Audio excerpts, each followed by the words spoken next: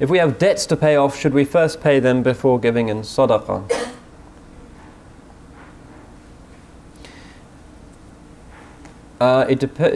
Generally, yes.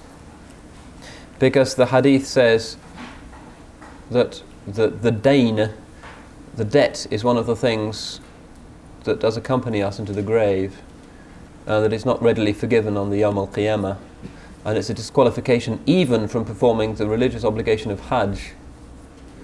So it's very important.